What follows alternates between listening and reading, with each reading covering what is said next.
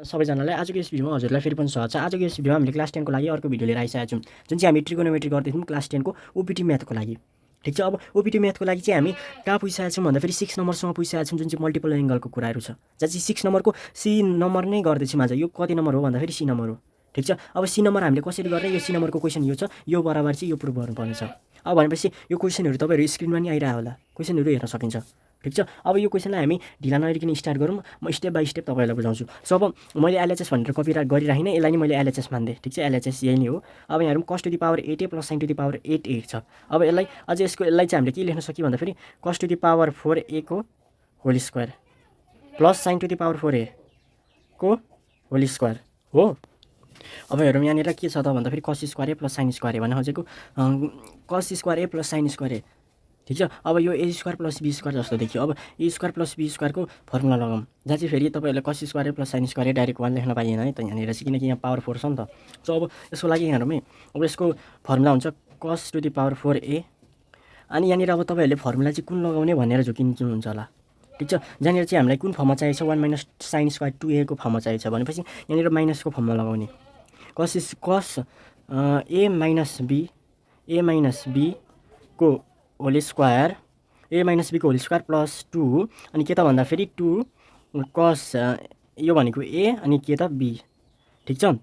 b। अब यहाँ हेरौँ यसको फर्ममा हेरेँ, यसको ठाउँमा हेरौँ है, cos square a minus sin square a। ठिक छ, अनि अझै यहाँ हेरौँ है, यसको अझै के हुन्छ त भन्दा फेरि a square minus b square अनि फेरि के हुन्छ त भन्दा फेरि cos square a plus sin square a। ठिक छ, अब यहाँ हेरौँ यो ब्राकेट अलिक बन्दैन होइन, 2 अब cos to the power 4a sin to the power 4a भनेको के त। ठिक छ, यसको कुरा आयो। यसको फर्ममा चाहिँ मैले यसरी पनि लेख्न सक्छु, cos square a sin square a into cos square a sin square a है यो। ठिक छ, यहाँ नबुझिन सक्छ, यो फर्ममा लेख्न पाएँ। अब यहाँ हेरौँ यो भनेको हेरौँ है, यो हेरौँ है, cos square a minus sin square a यो भनेको चाहिँ के त। अब यो भनेको त cos 2a हो, यो भनेको के अरे cos 2a हो यो भनेको। अब cos 2a इन्टु यो भनेको त 1 हो, 1लाई लेखिराख्नु पर्दैन, सक्यो। यसको होल स्क्वायर हो कि त, यहाँ होल स्क्वायर है, यो होल स्क्वायर छुटेछ, यो होल स्क्वायर हो। ठिक छ, अब प्लस 2 अब sin square cos square sin स्क्वायरलाई sin square र cos स्क्वायर भन्न सक्यो। अब जहाँ चाहिँ यहाँ कतिवटा कति छ त भन्दा फेरि cos square a sin square a अनि इन्टु फेरि cos square a sin square a। अनि यहाँ 2 छ, यो 2लाई अहिले के गर्ने भन्दा फेरि यसलाई नेग्लेक्ट गरिदिने, अहिले नहेर्ने होइन, 2लाई केही पनि नगर्ने। ठिक छ, अब यहाँ हेरौँ यो cos square a sin square a भनेको चाहिँ के त भन्दा फेरि यहाँ हेरौँ अझै यसको ठाउँमा cos a sin a अनि फेरि यहाँ फेरि के cos a sin a, cos a into sin a, cos a into sin a भनेको cos square a sin square a हो। अब यहाँ हेरौँ cos a sin a भनेको के हो त भन्दा फेरि sin 2a/2 लेख्न मिल्छ। cos a sin a को ठाउँमा कसरी भन्दा फेरि यहाँ हेरौँ है,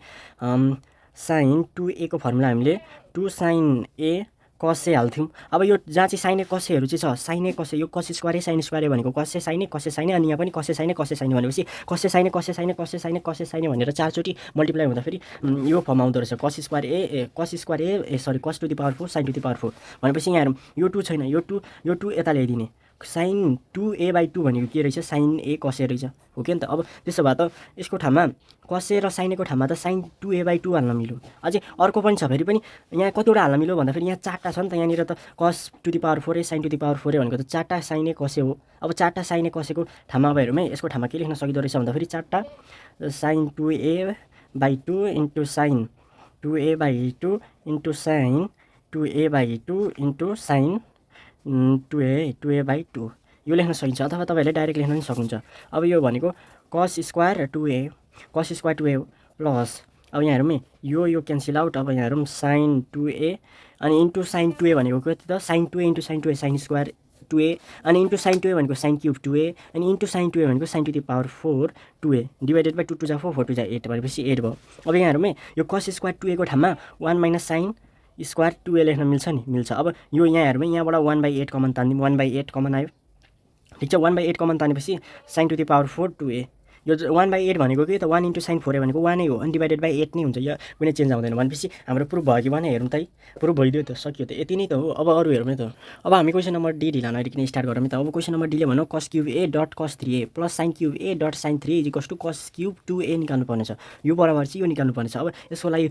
कसरी गर्ने हो यो हामी हेरौँ है त अब यहाँ हेरौँ एलएचएसमा हेरिदिउँ है त एलएचएसमा हाम्रो के छ त भन्दाखेरि एलएचएस मैले कपी गरिराखिनँ अब डाइरेक्ट cos क्युब a अब sin 3a लाई चलाउन थाल्छु है त म ठिक छ अब cos क्युब a भनेको चाहिँ के त अब cos क्युब a को हामीले फर्मुला थाहा छ यहाँ हेरौँ cos cube a sorry cos 3a को फर्मुला cos क्युब a होइन cos क्युब आउने फर्मुला त cos 3 कै मात्र छ नि त cos क्युब आउने फर्मुला त 3a को मात्रै छ नि त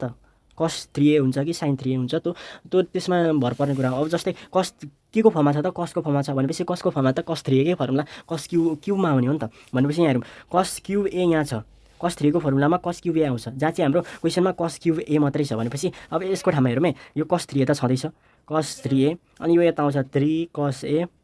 यो यहाँसम्म ठिक छ डिभाइड अब इजिकल्स टु अब यहाँ कति रह्यो भन्दाखेरि 4 cos क्युब a रह्यो अब हाम्रो त के मात्रै छ cos क्युब a मात्रै छ भनेपछि यो 4 लाई यहाँ नलेख्नुको साटो यहाँ लेख्न सकियो भनेपछि cos क्युब a को ठाउँमा यो लेख्न मिल्दो रहेछ अझै यसलाई अझै मजाले बुझ्ने हो भने 1/4 cos 3a plus 3 cos a यो पनि लेख्न मिल्छ 1/4 मात्रै कमन तानेको यो कमन तान्दा अब हेरौँ है 1 × cos 3a plus 3 cos a भनेको 1 नै हो यो जस्ता तस्तै अनि 4 ले यता गर्दाखेरि यही फर्म आउँछ यसलाई यो फर्ममा लेख्न मिल्यो भनेपछि यो लेख्न मिल्यो अब यता कतै हेर्दाखेरि sin क्युब a पनि छ अब sin क्युब a भनेको त के त sin क्युब a कति बेला आउँछ भन्दाखेरि sin को फर्मुला sin 3a को फर्मुलामा sin क्युब a आउँछ भनेपछि अब यो sin क्युब a त हाम्रो यहाँ पोजिटिभमा छ नि त भनेपछि यो नेगेटिभमा छ यो नेगेटिभलाई यता पहिला पोजिटिभमा ल्याउँ 4 यता ल्याउँदाखेरि 4 sin क्युब a हुन्छ अनि इजिकल्स टु यो 3 sin a छँदैछ अब यो यता जाँदा नेगेटिभ माइनस sin 3a अब हाम्रो भएको त sin 3a मात्रै हो नि त sin क्युब a मात्रै हो नि त यो क्युब बनाउनको लागि यसलाई यसो गर्ने हो भने यसो हुँदो रहेछ sin क्युब a को फर्ममा यो लेख्न मिल्दो रहेछ अझै हेरौँ sin क्युब a को ठाउँमा चाहिँ हामीले 1/4 कमन तान्ने अनि के हुँदो रहेछ भन्दाखेरि 3 sin a minus sin 3a अब यो कुराहरू लेख्न मिल्दो रहेछ sin क्युब a को ठाउँमा यो अनि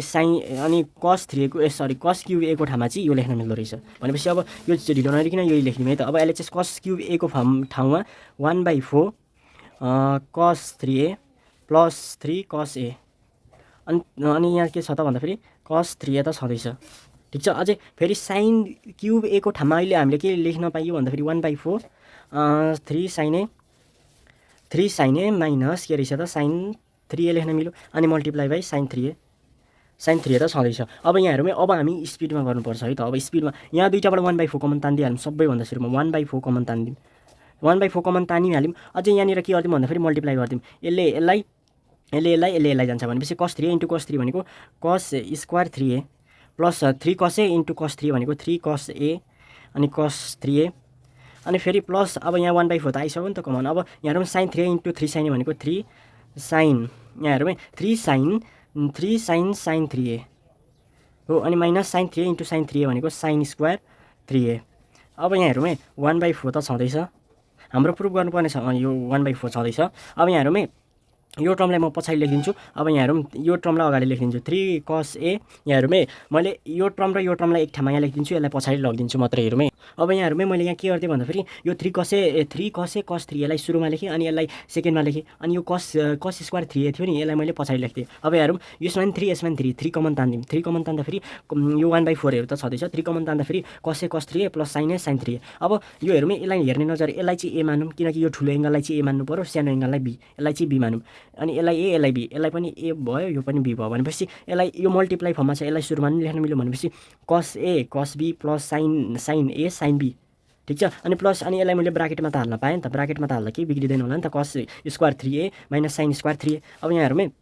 1/4 अब यो 3 त छँदैछ होइन अब यो cos a cos b plus sin a sin b भनेको के हो भन्दाखेरि यो भनेको त एकदम के हो cos कति छ त भन्दाखेरि 3a माइनस a को फर्मुला हो कि होइन अनि प्लस यहाँ हेरौँ है यो छ cos square 3a minus sin square 3a यो छँदैछ यसलाई यसरी ब्राकेटमा क्लोज गरिदिउँ यसरी लेखिदिउँ ठिक छ अब 1/4 अनि अब cos 3a माइनस a भनेको cos 2a हो अब cos 2a 2 अब यहाँ कति भयो भन्दाखेरि 2 cos कति भयो भन्दाखेरि 2a भयो अनि प्लस अब यहाँ हेरौँ है cos स्क्वायर यसलाई 3a लाई a यसलाई पनि 3a लाई a मान्नु पर्यो cos square a minus sin square a भनेको के हो